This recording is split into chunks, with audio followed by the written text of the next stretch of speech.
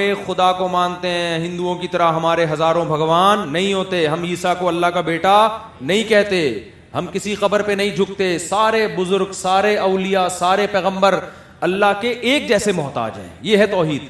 انتم الفقراء الی اللہ، اے لوگو سب اللہ کے محتاج. بیٹا نبی سے دعا نہیں مانگنی، فرشتوں سے دعا نہیں مانگنی. حاجات میں ایاک نعبد، اے اللہ ہم تیری عبادت کرتے ہیں اور تجھی سے مدد. تو اپنا انٹروڈکشن بعد میں، اللہ کا انٹروڈکشن پہلے. نہیں آ رہی بات سمجھ میں؟ اور اسٹائل نرم. اسٹائل کیا ہونا چاہیے؟ یا ابو نہیں لا تشرک باللہ ان الشرک لظلم عظیم.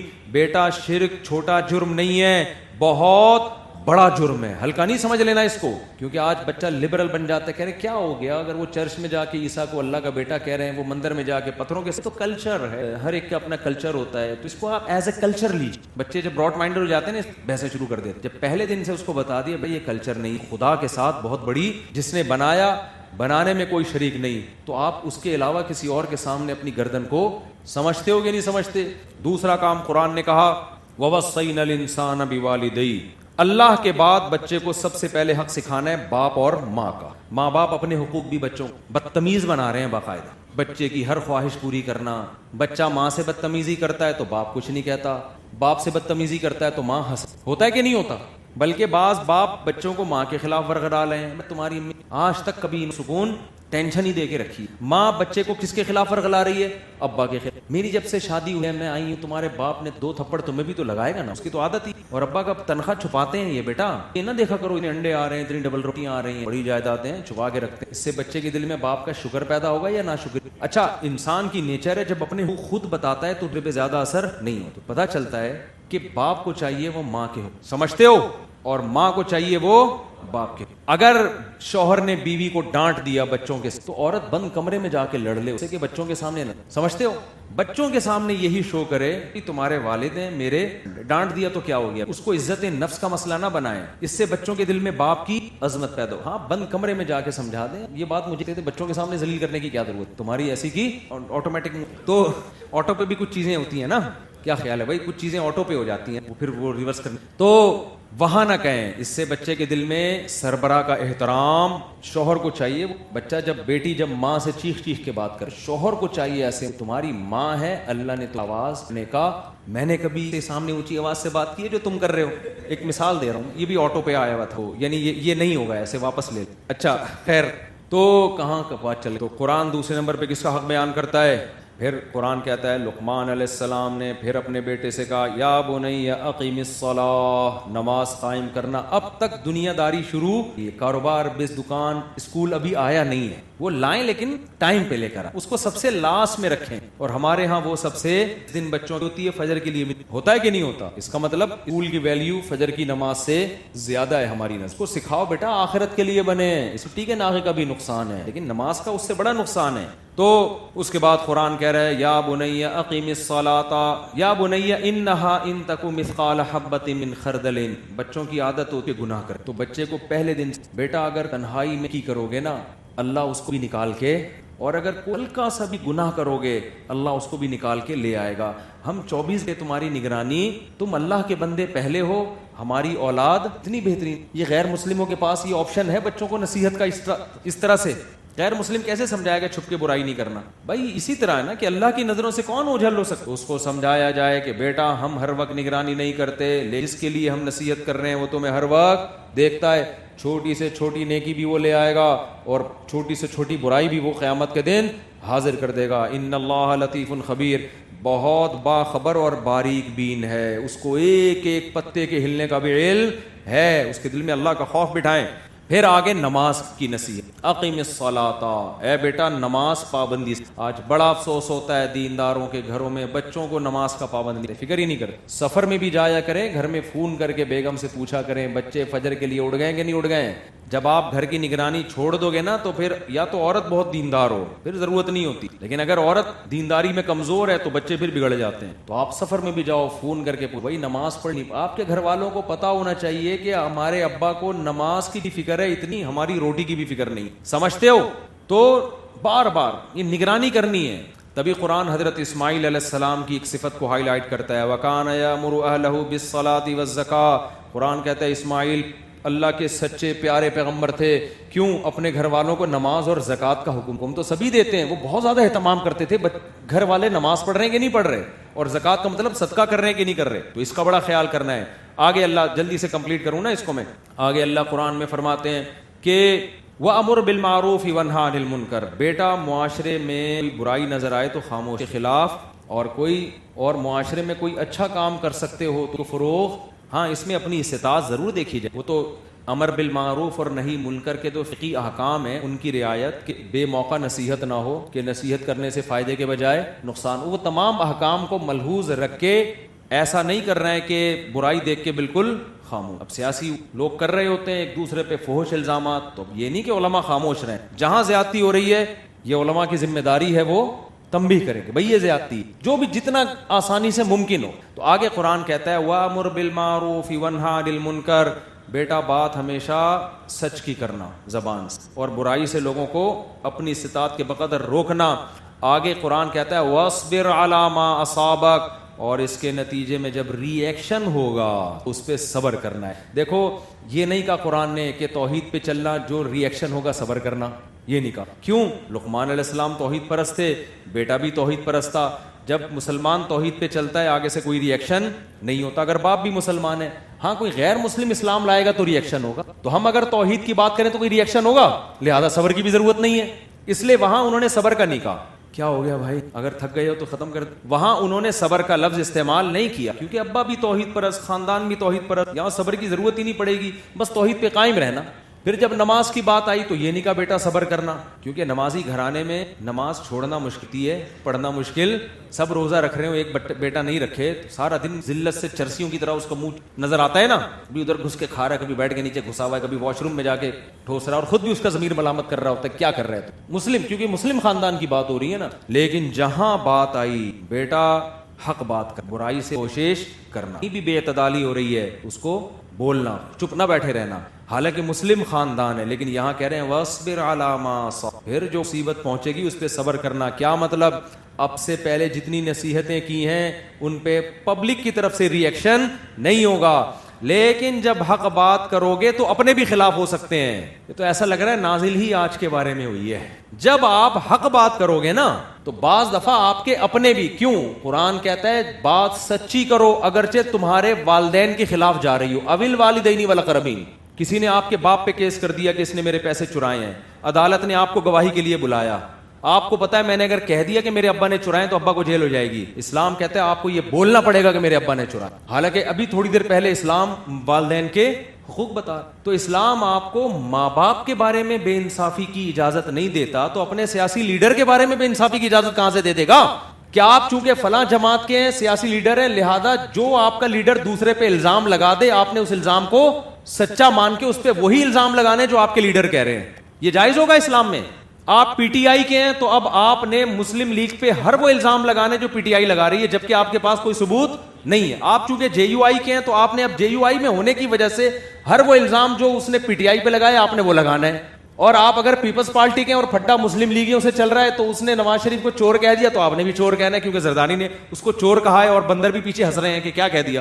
ایک میمز آئی ہے, زرداری صاحب کہہ رہے ہیں جب غریب آدمی بھوکا سوتا ہے تو مجھے رونا آتا ہے, مجھے بہت افسوس ہوتا ہے غریب کو دیکھ کے. پیچھے دکھائے بندر جنگل کے, وہ بھی ہنس رہے ہیں اس بات پہ, پوری دانت کھول کے نا بندر بھی. لیکن پیپلز پارٹی والے یہ کریں گے, وہ نواز شریف پہ ایسا الزام لگا, جب ابھی تو پھڈا نہیں چل رہا نا, لیکن جب چلے گا پھڈا پھر دیکھنا, اگر وہ جناب زرداری صاحب کہیں گے نواز شریف نے یہ چوری کی بغیر تحقیق کے مان لیں گے. بھئی آپ کے پاس تحقیق نہیں ہے, آپ وہ الزام اپنے لیڈر کے کہنے پہ کسی دوسرے پہ مت لگاؤ. قرآن کہہ رہے ہیں اپنے باپ کی رعایت, ماں کی رعایت نہیں کر سکتے تو اپنے لیڈر کی رعایت کہاں سے؟ تو آپ نے ایسے موقع پہ آپ جس بھی سیاسی تنظیم کو جوائن کرو, لیکن اپنے لیڈر کے کہنے پہ بلا دلیل آپ نے کسی پہ الزام نہیں لگانا. یہ بڑا چل رہا ہے وہ چور ہے وہ کہہ رہے نہیں, وہ چور ہے وہ کہہ رہے اس نے اتنے کھا لیے, اتنے کھائے بھی ہیں, میں نہیں کہتا کہ نہیں کھائے ہیں, اس پہ تو ثابت ہو چکا ہے بہت سے لوگوں نے بہت کچھ کھایا ہے الحمدللہ.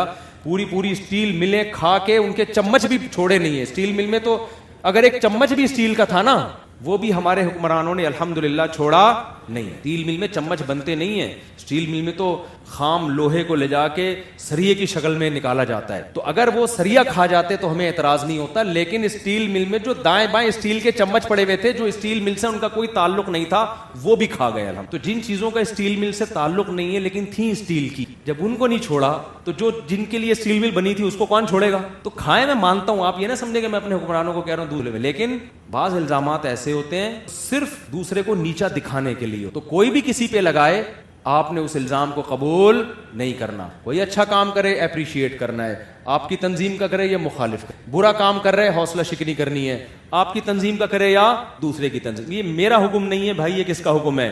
قرآن کا. اس پہ پتہ ہے کیا ہوگا؟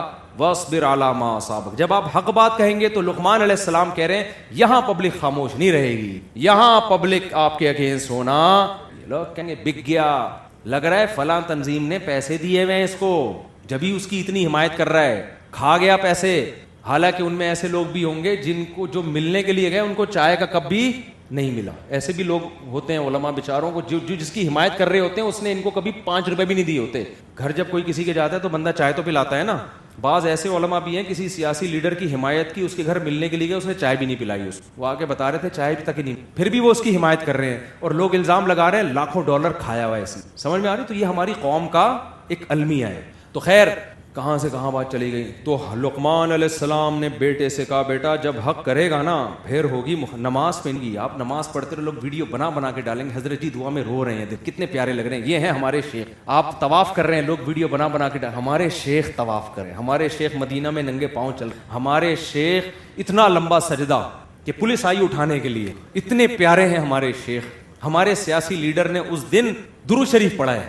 اس دن ہمارے سیاسی لیڈر کو میں نے دیکھا ٹوپی پہنے ہوئے بیٹھے ہوئے تھے, اتنے نیک ہیں. تو جو بھی اپنے سیاسی لیڈر کی ایک ٹوپی بھی ہوگی نا کہ اس دن وہ ٹوپی پہن کے بیٹھا تھا, اتنے اسلامی ذہن ہے ان کا, اسلامی, دیکھو ٹوپی پہنی ہوئی. اور دوسرا والا بھائی وہ پتہ نہیں کیا کیا کر رہا ہوگا, وہ اس سے زیادہ اچھے کام کر رہا ہوگا, اور وہ یہ چل رہا ہے مارکیٹ میں. اس لیے لقمان علیہ السلام نے اپنے بیٹے سے کہا بیٹا حق پہ قائم رہ, سمجھ رہے ہو, لیکن بتا دیا کہ باقی مخالفت ہوگی. اعتکاف سے جب گھر جاؤ گے تو گھر والے ہار لے کے کھڑے ہوئے ہوں گے, یہ نا, اور حج سے آؤ گے ایئرپورٹ پہ استقبال کے لیے لوگ کھڑے ہوئے ہوں گے.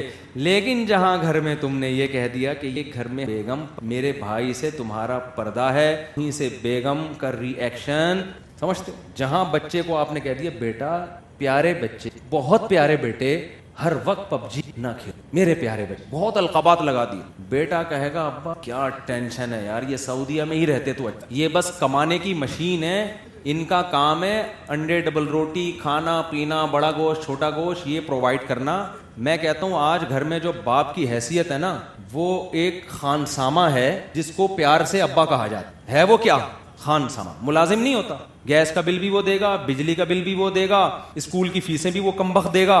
اب یہ کم بخت آٹو پہ آ گیا نا, کیونکہ میں دے رہا ہوں نا, تو کچھ چیزیں آٹو پہ ہیں نا, وہ آٹومیٹک نکل جاتی ہیں. تو اور جناب وہ سب کچھ اس کا کام ہے پرووائڈ کرنا. اور جہاں 6 کے بجائے 5 انڈے لے آئے تو آپ کی خیر نہیں. لیکن وہ یہ نہیں کہہ سکتا کہ یہ موبائل دے, میں دیکھ رہا ہوں 1 گھنٹے سے کارٹون. وہ بیگم سے یہ نہیں کہہ سکتا, میں کہہ سکتا ہوں ایسا نہ ہو کہ یہ آٹو پہ نہیں ہے, یہ مینول پہ سوچ سمجھ کے بول رہا ہوں, ٹھیک ہے. وہ یہ نہیں کہہ سکتا کہ بھائی ابھی تم اپنی اماں کے گھر نہ جاؤ, میں سفر سے, میں چاہتا ہوں کچھ دن تمہارے ساتھ رہوں, پھر تم چلی جانا اپنی. کتنا پیارا میاں یار, ورنہ تو میاں اس پہ خوش ہوتے ہیں اماں کے گھر جاؤ. آپ کو اتنا پیارا میاں ملا ہوا ہے جو جانے نہیں دے رہا, تو قدر کرو, اس کی بات مان لو. وہ کہہ رہا ہے تھوڑا ہاتھ ہلکا کر لو بیگم, اس دفعہ عید پہ شاپنگ تھوڑی کم کر لو, مہنگائی بہت بڑھ گئی ہے, صحیح ہے نا, بہت ڈالر اوپر چلا گیا ہے, بھی نہیں چلتا. جہاں آپ نے نصیحتیں شروع کر دی, نماز, بیگم اب نماز پڑھ لو ٹائم پہ, یا عورت نے شوہر کو کہنا شروع کر دیا, دونوں طرف ہوتا ہے معاملہ. جہاں اچھی اچھی باتیں کرنا شروع کی, لوگوں کے مفاد پہ زد, کبھی بیٹے کے مفاد پہ زد پڑے گی, کبھی بیٹی کے مفاد پہ زد پڑے گی, کبھی بیوی کے مفاد پہ, کبھی شوہر کے مفاد پہ, تو اب ری ایکشن شروع کے ایک مصیبت ہم نے گھر میں. نصیحت تو آرام سے ہی کریں, خام خام مسئلہ نہ بنایا کریں, لیکن تھوڑی بھی کریں گے نا عموماً ری ایکشن. اس لیے لقمان علیہ السلام نے بیٹے سے کہا کہ بیٹا جب معاشرے خیر کو فروغ دش کرو گے, ری ایکشن ہوگا. بند کمرے میں بیٹھ کے اللہ اللہ کرو گے, لوگ الٹا آ کے دم کروائیں گے آپ سے, جن چڑیل بھوت بھگوائیں گے. اور آخری بات, کیونکہ وقت بہت زیادہ ہو گیا ہے, قرآن کہتا ہے وَلَا تُصَعِّرْ خَدَّكَ لِلنَّاسِ وَلَا تَمْشِ الْأَرْضِ مَرَحًا. اے بیٹا جب اللہ کوئی عہدہ دے دے، دولت دے دے، پیسہ دے دے، کوئی عہدہ دے دے، آپ وزیر اعظم بن گئے، آپ علاقے کے گورنر بن گئے، یا آپ 17 گریڈ کے آفیسر بن گئے، یا ویسے ہی کوئی بزنس چل پڑا، اب ایسا نہ ہو رخسار کو ٹائم، آپ کے ماموں آئے آپ سے ملنے کے لیے، جب آپ غریب تھے تو بڑے کھڑے ہو کے ملا کرتے، اب جب آپ کو دولت دے دی، وہ بیچارہ رکشا چلا رہا ہے، بزنس کا ٹائم ہوتا ہے نا، آپ کا پرانا اسکول کا دوست آ گیا 5ویں کلاس کا، بنٹے کھیلتے کھیلتے اس نے ساری زندگی اسی طرح برباد کر دی، آپ پڑھے لکھے تھے، انجینئر بن گیا، 5ویں کلاس کا آپ کا، ٹھیک ہے نا، یہ ہے تکبر۔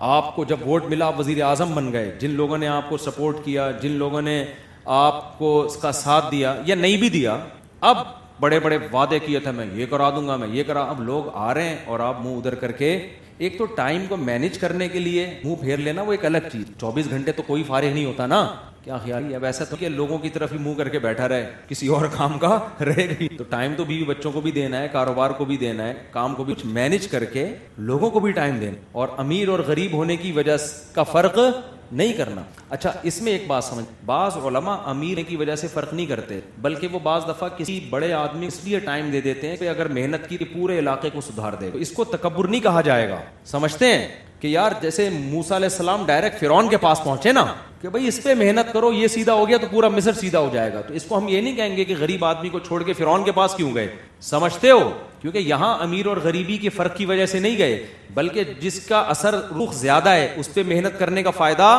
زیادہ ہوتا ہے، یہ اس بیس پہ۔ تو تکبر کی بیس پر اگر آپ لوگوں سے منہ پھیرتے ہو تو یہ بہت برا عمل ہے۔ غریب امیر کو دونوں کو سینے سے لگایا، سمجھتے ہو گے نہیں سمجھتے؟ اور اپنے رشتہ داروں میں تو اس کا بڑا خیال کرنا چاہیے۔ آپ کے بہت شکایتیں آتی ہیں لوگوں کی، یار ہمارے کزن مالدار ہو گئے، ان کے ویزے لگ گئے باہر کے، اور پیسہ اب ہمیں پوچھتے ہی نہیں ہے۔ او بھائی کزن کا جو رشتہ ہے وہ امیر غریبی کی بیس پہ نہیں ہے، وہ کس بیس پہ ہے؟ رشتہ داری کی بیس پہ۔ آپ کے 4 چاند لگ گئے، آپ کچھ ہی ہو، اپنے غریب رشتہ داروں کو بھولنا تھوڑی آپ نے، بالکل اسی طرح ہمارے بعض رشتہ دار بڑے اس لحاظ سے اچھے لگتے ہیں، ہم نے دیکھا وہ یہ فرق نہیں کرتے، ان کو پیسہ ہو نہ ہو وہ اسی طرح مل، یہ انسان نوٹ کرتا ہے یہ چیز۔ خیر جلدی سے سورہ لقمان مکمل کر دوں، وصیتیں اور رہ گئیں۔ وَلَا تَمْشِ فِي الْأَرْضِ مَرَحًا، اے میرے بیٹے زمین پہ تکبر سے مت چلنا۔ لقمان میں، بنی اسرائیل میں کیا ہے؟ سورہ لقمان، سورہ بنی اسرائیل میں بھی ہے، سورہ لقمان میں بھی۔ یا اقیم الصلاۃ وامر بالمعروف وانہا عن المنکر واصبر علی ما اصابک ان ذلک من عزم الامور ولا تصعر خدک للناس ولا تمشی فی الارض مرحا، زمین پہ اکڑ کے نہ چل، چال ڈھال سے لگے کوئی اللہ کا بندہ جا، یہ محلے کے دادا بن کے گریبان کھول کے سارے دہشت گردی سے تو پیدا ہوتے ہیں، بند کر دکان، جانتا نہیں ہے مجھے میں کون ہوں۔ تو کوئی بھی سیاسی تنظیم اگر اس ٹائپ کی ہے جو آپ کو بدماشی سکھا رہی ہے، اس سیاسی تنظیم کو آپ نے جوائن، تنظیمیں آئی ہیں جنہوں نے نوجوانوں کو بدماش بنا دیا، ایسی تو میں جاؤ جو آپ میں تواضع سے، ایسے لوگوں کے ساتھ اٹھو بیٹھو جو آپ کو جھکنا سکھاتے ہیں۔ اور آخر میں اللہ نے کیا فرمایا کہ وقصد فی مشیک وغضض من صوتک، اپنی چال میں میانہ روی پیدا کر۔ یہ چال ایک سائن ہے، اصل میں بتایا جا رہا ہے کہ جو بھی کام ہوگا اس میں جلد بازی نہیں کرنی ہے، افراتفری نہیں کرنی ہے، ہر کام دیکھو، اعتدال کسے کہتے ہیں، اقتصاد کسے کہتے ہیں، اور جلد بازی، چستی نہیں، اور جلد بازی کے بیچ کا راستہ فوراً۔ اب لوگ کیا کرتے ہیں، یہ کامیابی کا بہترین اصول سمجھا رہے ہیں لقمان علیہ السلام اپنے بیٹے کو، اس میں آپ کی دنیا بھی بنے گی اور آخرت بھی۔ جلد باز لوگ کبھی بھی کامیاب نہیں ہوتے۔ مثال کے طور پر ایک بندہ آپ کے پاس آیا، جی 1 کروڑ روپے مجھے دے دو، بزنس ہے اور لگاؤ، اور دیکھو دھم دھم لوگ چھاپیں گے، اور دیکھو وسیم بھائی نے مجھے دیے تھے، آج اتنے پیسے ہو گئے، فلاں نے دیے تھے، آپ نے 2 کروڑ یہ لے۔ کوئی بھی فیصلہ کرنے میں جلدی کرو، لالچ میں آ کے نا انسان کہتا ہے بس میں، جیسے وہ مزاربت اسکینڈل نہیں چلا تھا، ہم چیخ چیخ کے تھک گئے، بھائی یہ 2 نمبری ہو رہی ہے، یہ بندہ پیسہ لے کے بھاگ جائے گا، ہم داڑھی والوں کو بھی سمجھا رہے، تبلیغ والوں کو بھی، ٹوپی والوں کو بھی، بغیر ٹوپی والوں کو بھی، او بھائی اتنا پروفٹ انویسٹمنٹ پہ کوئی نہیں دیتا، یہ کہاں سے دے رہا ہے؟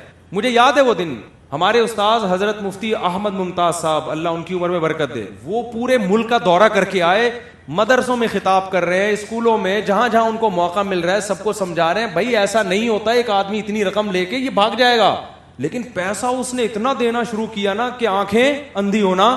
مجھے یاد ہے لوگ آتے تھے، یار ہم اتنا سونا مفتی صاحب ہم لگا رہے ہیں، عورتوں تک نے کہا کہ بھائی سونا بیچو اور لگاؤ، ہم منع کر رہے ہیں کہ بھائی یہ نہیں، اتنی جلد بازی مت کرو، لیکن جہاں انسان کو زیادہ پروفٹ نظر آتا ہے وہ رسک لینا شروع کر دیتا ہے۔ نبی کا کیا طریقہ تھا، دع ما یریبک الی ما لا یریبک، مشکوک چیز کو، اور حدیث میں یہ بھی آتا ہے، حدیث کا مفہوم ہے کہ جہاں نبی نے فائدہ زیادہ نظر آیا، نقصان کا بھی خطرہ تھا، نبی نے اس کام کو چھوڑ کے وہ کام کیا ہے جس میں فائدہ کم ہو لیکن نقصان کا خطرہ یقینی چیز کو لے لو بے شک وہ کم ہو.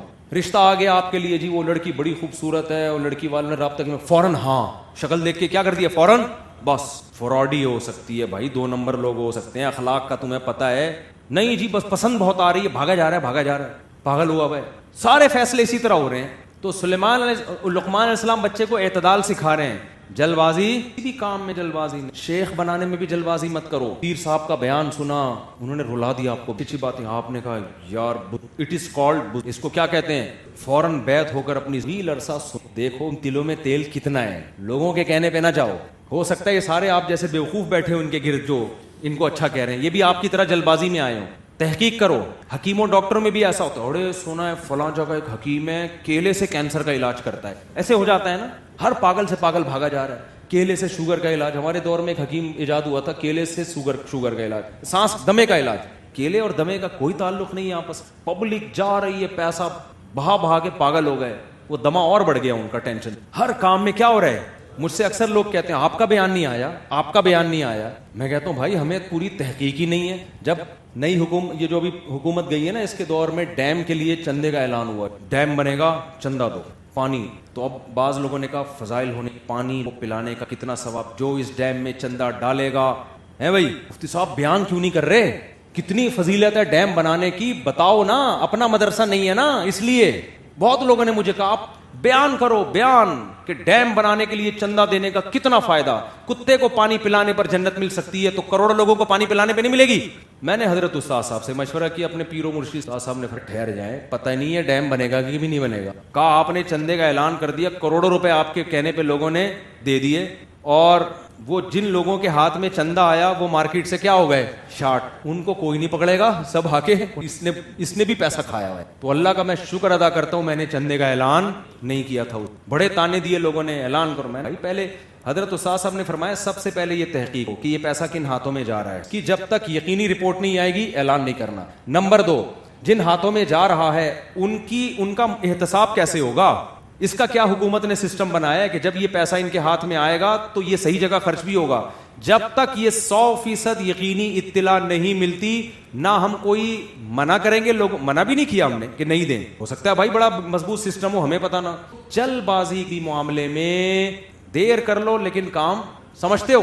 اور پھر قرآن آخری آیت, بس یہ تو بہت ہی, وَغْضُضْ مِن صَوْتِكَ, اے میرے بیٹے اپنی آواز کو کیا کرنا ہے. بس باپ گھر میں بیٹے کو سمجھا رہا ہے بولنا کیسے ہے, پکار کب. بیگم بات کرتی تھی, ابا جب بات کرتے ہیں, بیٹا جب بات کرتے ہیں, ہو نہیں رہا گھروں میں, ایسے چیخ رہے ہوتے ہیں, بچپن سے چیخ رہے ہوتے ہیں. ایسے گھروں کا سکھ نے بڑے بھی پھینکو گے نا آواز آئی. شوہر بھی سمجھاتا ہے آج آپ کائنڈلی, بہت آرام. باپ بیٹے کو سمجھاتا ہے بیٹا نماز, جو شریف لوگ ہیں نا ان بیٹا تھوڑا دیر, باپ ایسے بول ٹھیک ہے پاپا میں کل سے پاپے لینے گیا. تو یہ گھر کا ماحول. اب بتاؤ لقمان علیہ السلام اپنے بیٹے سے کہہ رہے ہیں کہ آواز آہستہ رکھو, بھی تو آہستہ سمجھا رہے ہوں گے نا. ہمارے ہاں باپ جسے کہتا ہے نا آواز آہستہ, چیخ کے کہہ رہا کیا ہو گیا, شرم نہیں آتی تمہیں, نماز نہیں پڑھتا. پھر اب اگر آپ بچے کو سمجھائیں گے نا کہ آہستہ بولا کرو بچہ آہستہ, کہ ماحول جو آپ گھر میں بنا رہے ہیں نا, ہمارے حضرت فرمائے کر بعض علماء زندگی توحید پر بیان کیا, جب انتقال ہوا تو ان کی قبروں کو لوگوں نے سجدہ گاہ بنایا. کیوں؟ توحید پر بات تو کی, ماحول توحید کا نہیں بنایا انہوں نے. سمجھتے ہو کہ نہیں سمجھتے, نہیں آئی بات میں. ماحول توحید کا نہیں بنایا, بدعت کے خلاف بات کی, ماحول بدعت کے خلاف کا نہیں بنایا. ایک خاتون نے حیا پر اتنا بہترین مضمون لکھا کہ جوان بیٹی کو ایک لڑکا پڑھانے آیا کرتا تھا بند کمرے میں. میں ان کا مضمون پڑھا اور ان کے گھر کے حالات مجھے پتا تھے. وہ مضمون حیا پر اتنی زبردست تقریر, گھر میں ماحول حیا کا ہے. بھائی یہ حیا کا ماحول ہے, آپ کی 17 سال کی لڑکی کو ایک 18 سال کا ٹیچر آگے پڑھا رہا ہے, تو بولنے سے نہیں ہوتا, ماحول بنا رہے. آپ بچے کو کہہ رہے ہو آہستہ بولو, اور یہی بات آپ زور سے بولو. امام صاحب تقریر کر رہے تھے, میں ان کے پاس گیا, کا بیان بہت پرانی بات ہے, حضرت علی نے فرمایا, میرے نک کانپنے لگے نا, اسپیکر بھی اتنا تیز تھا, آواز سے علی نے فرمایا تھا, اسی اسٹائل سے فرمایا. تو لقمان علیہ السلام نے کیا کہا, وَغْضُضْ مِن صَوْتِكَ, آواز کو کیا کرو, تو گھر میں ماحول بنائے. کبھی کبھار تو ہو جاتا ہے, انسان ہے. آگے بڑی زبردست دلیل فرمایا, ان انکر الاصوات لصوت الحمیر, سب سے بری آواز کس کی ہے, گدھے کی. کیا مطلب؟ گدھے کی بات صحیح کرتا ہے، اسٹائل غلط ہو. گدھے کو گھاس چاہیے، جیسے بلی میاؤں میاؤں کرتی ہے، بھائی بھوک لگ رہی ہے، کچھ کہہ رہے ہیں آپ، بلی میاؤں میاؤں کرتی ہے، گھر میں بکری میں کرے گی، سمجھ جاتا ہے آدمی گدھے کا بھی بنیادی حق ہے، اس کو بھی گھاس چاہیے.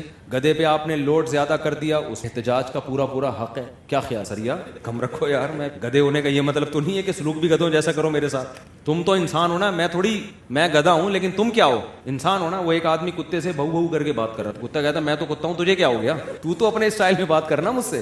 تو گدھا جو ہے نا، گدھے کے ساتھ وہ گدھا ہے، آپ اس پہ لوڈ زر سے زیادہ ڈال رہے ہو، اس کی علامت گدھا وہ ہے. لیکن حرکتیں کس کی گدھے جیسی؟ وہ آپ کی گدھے. تو گدھے کی بات غلط نہیں. اسٹائل کیا ہوتا ہے؟ ذرا سے کوئی گھاس چاہیے، پورا پھیپڑوں میں نا آکسیجن لے کے جائے گا، اور پورے پریشر کے ساتھ پھر آٹو پہ ہو جاتا ہے، وہ آٹو پہ آ جاتا ہے ایک دم. آدمی کہتا ہے بھائی چپ ہو جاتا. مجھے گدھے سے جو ہمیشہ تھر کا یاد آتا ہے. لوگ تھر میں تھے، یہاں پاک ایڈ ویلفیئر ٹرسٹ کی تھر میں ہم نے کیمپ لگانے تھے، خوراکیں تقسیم کرنی. تو مکاتب جو پاک ایڈ نے بنایا ہے، وہ میری ایک تصویر تھر کی وائرل ہوئی نا، میں فجر کے بعد سو رہا ہوں، چپکے سے لے کے ڈال دی، اس لیے کہ رات کو ہم سوئے نہیں تھے. ہم نے تھر میں کیا کیا، کوئی جگہ تو تھی نہیں، ریگستان تھا، تو مچھردانیاں لگا دی وہاں لوگوں نے ہمارے لیے، اس میں لیٹ گئے. بہت تھکے ہوئے تھے ہم، سارا دن کے ہوئے، رات بھی نہیں تھی ہماری، بہت سخت سب کو نیند. ہم جب لیٹے ہیں نا مچھردانیوں میں، پہلے ایک گدھے اسپیڈ کے اتنی اور سے اس نے سانس کھینچ، آٹو پہ آ گیا خود بخود آٹومیٹک. میں گدھے بھی ہوتے ہیں، کوئی بات نہیں، برداشت کر، دیر بعد سو جائے. وہ خاموش ہوا، ایک دوسرا گدھا اسپیڈ کے ساتھ، وہ خاموش ہوا، تیسرا گدھا.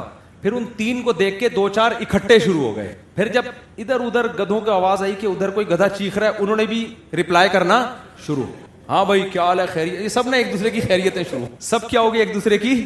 ادھر وہاں بھائی خیریت ہے، رات اچھی ہے بھائی، کوئی مچھر تو نہیں کاٹ رہے؟ نہیں کوئی. اتنا بڑا پروگرام گدھوں کا شروع ہو گیا. ہم سب اٹھ کے بیٹھ گئے اور ہنس رہے تھے ہم اپنی قسم پرسی پہ. ہم نے کہا یار ان کو